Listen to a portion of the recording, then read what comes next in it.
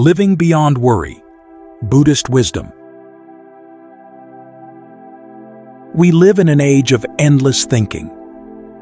Before our feet even touch the floor in the morning, the mind is already running, replaying conversations from yesterday, rehearsing scenarios for tomorrow, calculating risks, anticipating problems, cycling through an endless loop of what-ifs and I should-haves. We call this being responsible. We call it planning ahead. We tell ourselves that if we just think hard enough, long enough, we can protect ourselves from whatever might go wrong. But deep down, most of us know the truth. This constant mental activity doesn't actually help. It doesn't solve problems. It just creates more of them in our imagination. It doesn't prepare us for life. It exhausts us before life even arrives. And it doesn't give us peace. It steals the only peace we could actually have, which is peace in this present moment. Here's something I want you to understand, and I mean this sincerely. It's not your fault that your mind does this. You didn't wake up one day and choose to be anxious. The mind learned this pattern somewhere. Maybe from childhood, maybe from difficult experiences that taught you the world isn't safe. Maybe simply from living in a culture that constantly tells us we're not enough, we're not prepared. Danger is everywhere. Over 2,600 years ago, the Buddha identified this exact pattern. He called it uddhacca kukucca, a Pali term that translates roughly as restlessness and worry. And he recognized it as one of the 5 hindrances, not as a moral failing, not as a character flaw, not as proof that something is wrong with you, but as a natural tendency of the untrained mind. In the Sangharava Sutta, the Buddha compared the worried mind to a bowl of water stirred by the wind, waves rippling endlessly across the surface, never settling, never still. If you tried to see your reflection in that water, you couldn't. The image would be distorted, fragmented, unclear. This is what worry does to the mind. It doesn't help us see our situation more clearly. It actually prevents clarity. We think we're being vigilant, but we're really just agitated. And the Buddha said that all 5 hindrances are makers of blindness. They feed on themselves. Agitation creates more agitation. Worry breeds more worry. You're not broken. You're caught in a pattern that feeds itself, a pattern that almost everyone experiences. And patterns, once seen clearly, can be changed. In the Sala Sutta, the discourse on the arrow, the Buddha taught something that can change how you relate to difficulty for the rest of your life. He said, when something painful happens, a failure, a loss, a disappointment, it's like being struck by an arrow. This is the first arrow. It hurts. There's no way around that. Life brings pain. This is simply true. But then, the Buddha said, most people do something strange. They take a second arrow, and they shoot themselves with it. The second arrow is everything we add to the original pain. The worry, the resistance, the why me, the what if it gets worse, the shame, the blame, the endless mental commentary. The first arrow might be, I made a mistake at work. The second arrow is, what if I get fired? What will people think? I'm such a failure. I always mess things up. What's wrong with me? Do you see what's happening? The first arrow is often unavoidable. But the second arrow, the storm of worry and self-judgment that follows, that one we create ourselves. Here's what I want you to hear. The second arrow is not a sign of weakness. It's a sign of being human. We all do this. We all add suffering to our suffering. The Buddha didn't teach this to make us feel bad. He taught it because once we see the pattern, we can begin to change it. We can learn, slowly, with practice and patience, to put down the bow. Now I need to say something that most people avoid saying. But I think you deserve honesty. And sometimes the truth, even when it's uncomfortable, is more kind than comfortable lies. So here it is. You will die. Not someday in the abstract, when you're very old and ready, but you, the person reading these words right now, will die. And you don't know when. It could be decades from now, or much sooner than you expect. This isn't pessimism. This isn't meant to scare you. This is simply the truth. The one truth that every human being shares, and the one truth we spend most of our lives trying not to think about. In the Maraṇasati Sutta, the Buddha asked his monks how they practiced mindfulness of death. The monks gave different answers. Some said they reflected on death once a day. Others said with every meal. Others said with every few bites of food they ate. Each thought their practice was diligent. But the Buddha said that those who contemplated death only in terms of days or meals were still dwelling heedlessly. They were developing mindfulness of death too slowly. Only those who reflected that death could come between one breath and the next, that they might not live to finish even one morsel of food or complete one breath cycle, were truly dwelling heedfully. Now, if you're like most people, your reaction might be, "This is intense. This is morbid. Why would anyone want to think about death like this?" The Buddha wasn't teaching paranoia. He wasn't asking us to walk around in constant dread. He was teaching wakefulness. Here's what he understood. Intellectually, we all know we're going to die. If someone asked us, "Are you mortal?" we'd say yes. We know it as a fact. But we don't really live like we believe it. We live as if we have forever. We postpone the important conversations. We delay telling people we love them. We put off the things that matter most, the creative project, the difficult reconciliation, the spiritual practice, the life we actually want to live, for someday, for when things calm down, for when I'm ready. And meanwhile, we spend our precious limited days worrying about things that may never happen. This brings me to something I need to say with as much compassion as I can. Many of us are not fully living the life we have. I don't say this to shame you. I say it because I've been there too. We all have. We have a limited number of days. We don't know how many. And we're spending a significant portion of them not solving actual problems, not taking meaningful action, not loving the people right in front of us, not experiencing the life that's actually happening, but worrying. Worrying about things that might never happen. Worrying about things we cannot control. Worrying about what people might think. Worrying about worst-case scenarios that exist only in our imagination. Meanwhile, real life, the only life we actually have, is happening. And we're missing it. How many meals have you eaten while your mind was completely elsewhere?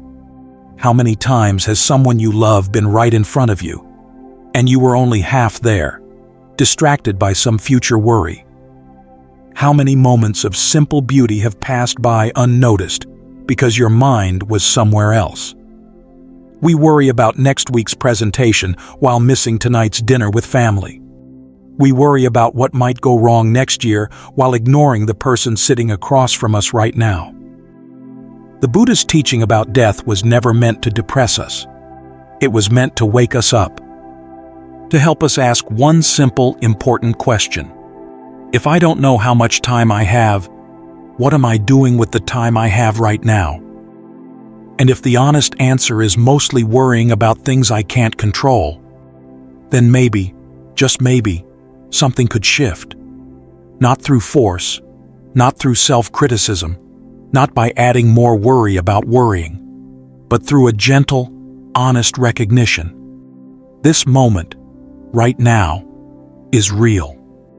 The worry is just a story about a future that hasn't happened yet. And between this moment and that imagined future, there is a choice. To be here, to show up for what's actually in front of you, to stop trading your real life for imaginary fears. The Buddha called this heedfulness, not living in fear of death, but living with awareness of life's preciousness. Not because everything will end, but because everything is happening now. And now is the only time we can actually do anything about. After everything I've just said, you might be wondering something. Why would the Buddha teach something so heavy? Why focus on death, on life's brevity, on all the ways we're wasting our time? Isn't spirituality supposed to bring peace? The Buddha didn't teach these hard truths to frighten us or add to our anxiety. He taught these truths for one reason: to make us strong enough to face reality without being destroyed by it. Life will bring loss, illness, failure, rejection, heartbreak, and death, our own and the deaths of everyone we love. If we've never looked at these realities clearly, if we've spent our whole lives avoiding them, denying them, distracting ourselves from them, then when they arrive, we will be shattered. But if we've practiced seeing these truths, not with fear, but with clarity and acceptance, something remarkable happens. We become unshakable. We will feel pain. That's part of being human. But we've already made peace with the nature of things.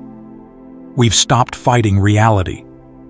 We've stopped wasting our energy resisting what cannot be resisted. In the Impermanence Sutta, the Buddha taught 5 contemplations that everyone, monks and lay people alike, should reflect on every day. I am of the nature to grow old. There is no way to escape aging. I am of the nature to have ill health. There is no way to escape illness. I am of the nature to die.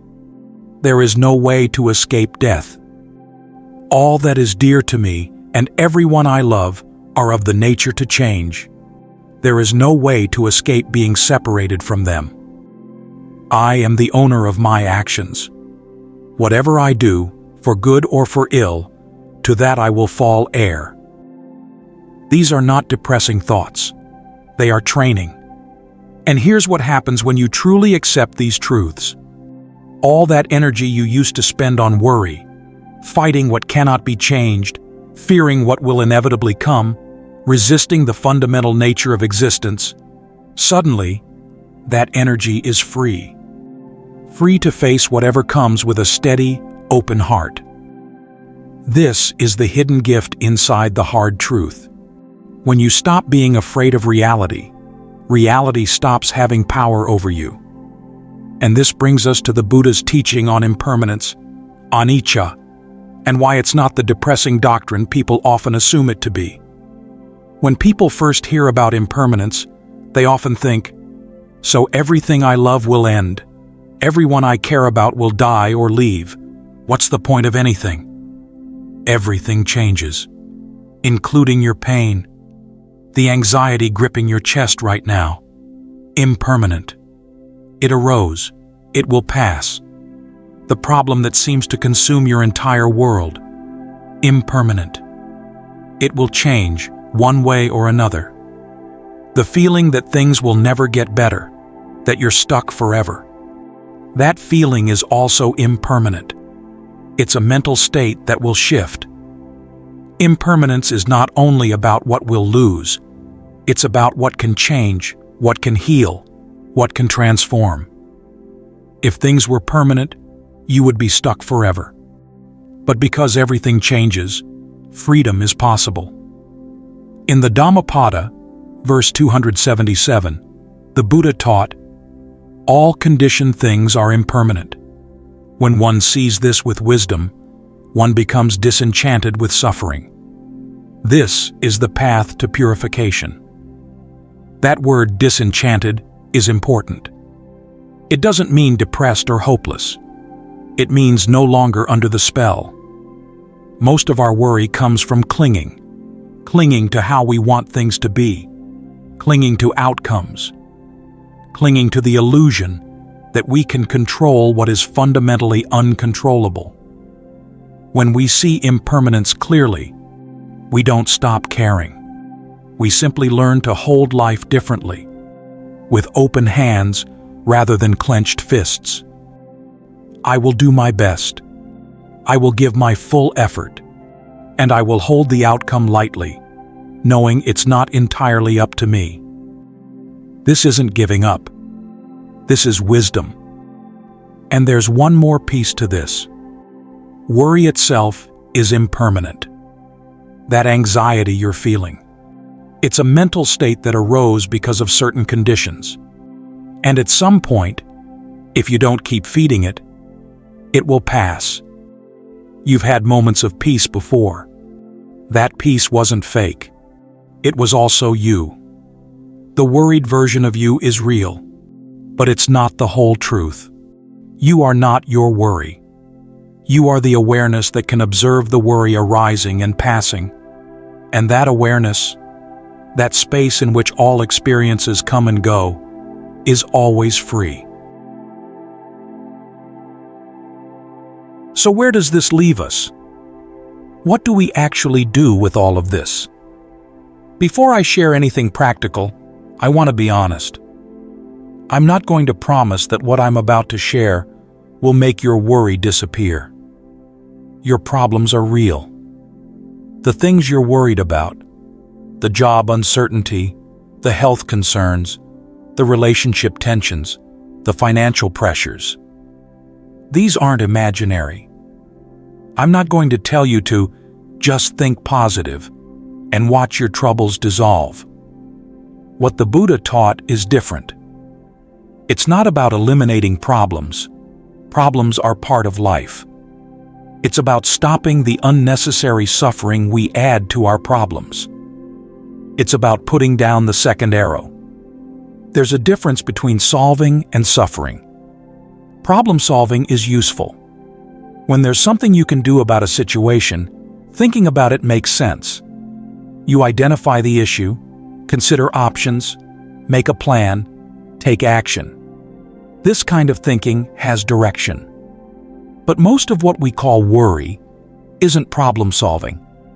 It's rumination, going in circles, asking, what if, over and over, imagining worst-case scenarios, revisiting the same fears without ever reaching a conclusion. Problem solving asks, what's the next step? Rumination asks, what if, what if, what if, and never arrives anywhere. Here's a simple test. After 10 minutes of this thinking, do I have more clarity about what to do? If yes, this is problem solving. Continue. If no, and you only feel worse, this is rumination. Time to try something different. So when worry arises, and it will, try this. First, name it. Simply say to yourself, worry is here. Naming creates a small gap, a moment where you're observing the emotion, which means some part of you is not completely lost in it. Then, pause. 3 conscious breaths. Not to fix anything, just to interrupt the momentum. Feel your feet on the ground. Feel the breath moving in your body. Then, ask one question. Is there something I can actually do about this right now? Not tomorrow, not eventually, but right now. If yes, do one small thing, just one. If no, if there's genuinely nothing you can do in this moment, then this is not the time for solving. Let the worry be there without feeding it. It will pass on its own time. Finally, return to whatever is in front of you. Whatever you're doing, do it fully. Not because it's more important than your problems, but because this moment is the only place where your life actually happens. You will still feel worried sometimes. That's okay. The goal isn't to eliminate anxiety. The goal is to not make it worse, to stop adding the second arrow. Some days, the worry will win. All of that is part of the path. Be patient with yourself. You're unlearning patterns that may have been there for decades. That doesn't happen overnight. It happens breath by breath, moment by moment. The Maraṇasati Sutta reminds us, do today what should be done, for who knows? Tomorrow could bring death. There is no bargaining with mortality. This isn't meant to frighten you. It's meant to ask a question. If this were your last day, would you spend it worrying about things you cannot control? I know you can't flip a switch and stop worrying. I know the problems are real. I know being present sounds nice, but feels impossible when your mind is racing. I know. But somewhere beneath the worry, there is a part of you that is already at peace. A part that knows how to breathe. A part that is simply here, simply aware, simply alive. You don't have to create that peace. It's already there. You just have to stop covering it over with the second arrow. The Buddha's invitation isn't be perfect. It isn't never worry again. It's simpler. Wake up, even for a moment. And then, when you get lost again, wake up again. Not tomorrow. Not when life calms down. Now. Because now is all we actually have.